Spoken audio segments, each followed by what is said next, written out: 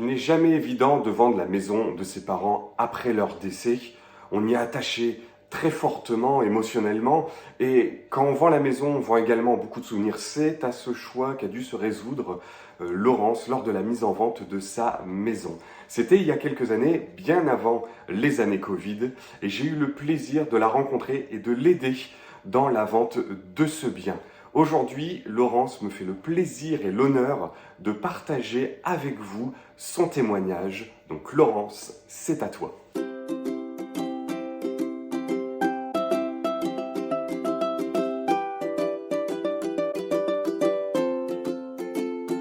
Alors pourquoi j'ai mis en vente? Parce que ma maman était décédée et donc la maison on ne pouvait pas la garder, malheureusement, à notre grand regret. Et donc j'ai commencé à faire moi-même une vente sur le Bon Coin. Ça s'est passé, j'avais quelques visites, mais bon, un jour j'ai eu plusieurs agences qui m'ont appelé, des agences qui étaient assez entreprenantes, et puis une autre agence qui, je ne sais pas pourquoi, il y a dû y avoir un feeling, qui m'a contacté sans abuser, sans demander quoi que ce soit. On a eu un premier contact, c'était Quentin, c'était vous. On s'est rencontrés, vous avez fait la visite de la maison, vous avez d'abord proposé, et vous étiez le seul d'ailleurs à faire ça, un petit book avec l'estimation de la maison par rapport à ce qu'il y avait à côté, chose que je n'ai trouvée dans aucune autre agence. Non, c'était pas du tout. Alors non, on n'était pas encore en période de Covid. Les gens ne savaient pas ce que c'était que d'avoir une maison avec un petit extérieur.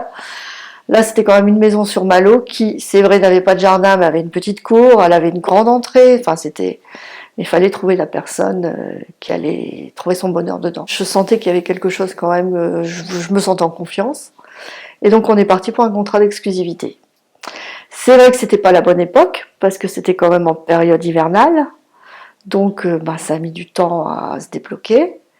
Après, je voulais vraiment vendre parce que je voulais pas que la maison se dégrade. Donc on en a discuté.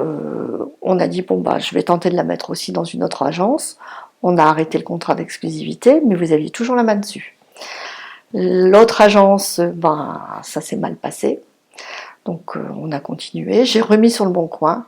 Et là, bizarrement, mais vraiment quelque chose de bizarre. J'ai eu un contact téléphonique par un monsieur et au moment où je lui dis écoutez, si vous voulez on peut la visiter. Ah non, je l'ai déjà visitée. Au revoir madame.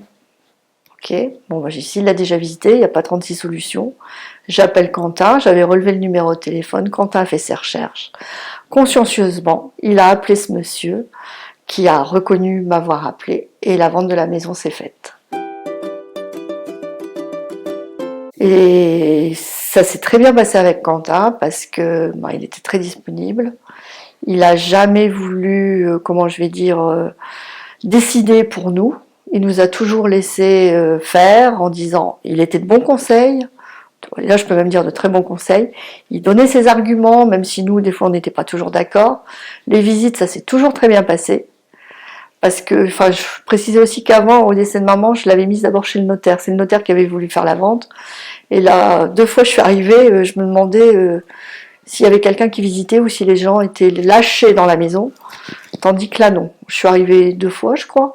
Et 2 fois, vous étiez là et vous montriez que le côté positif de la maison.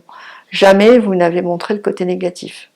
Parce que comme dans toute maison, c'est sûr qu'il y a du positif et du négatif. Non, et vous étiez toujours pour donner les avantages, aussi bien au niveau du quartier. Et c'est ça que j'avais fort apprécié, c'est dans votre petit book, vous aviez vous aviez mis les maisons qui se vendaient dans le coin, au prix qu'elles avaient été vendues, pas forcément par vous, mais il y avait beaucoup de recherches.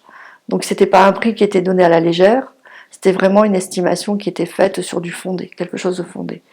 Et moi, ce que j'ai apprécié chez vous, c'est qu'il y avait vraiment un travail. C'est pas, allez, j'appelle une agence, elle regarde comme ça. Oui, ça fait autant de mètres carrés. Oui, il y a ça. On est là, ça fait autant. Non. Et vous étiez rapide. Et pour chaque visite, de toute façon, c'est pareil. Vous me téléphoniez ou un petit SMS. J'ai une visite tel jour. Est-ce que ça va? C'était jamais vous qui nous disiez, allez, il y a une visite tel jour, telle heure. Non. C'était toujours, est-ce que vous êtes disponible? Est-ce que ça vous dérange pas? C'est ce côté-là que j'ai vraiment apprécié chez vous.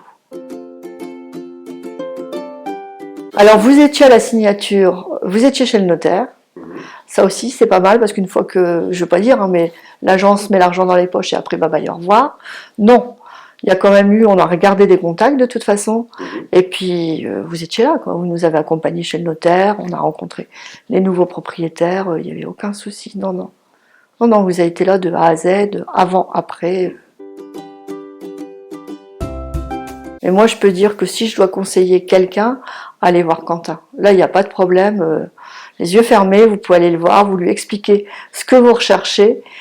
Il va peut-être prendre son temps, mais il va vous trouver la perle rare. Je pense.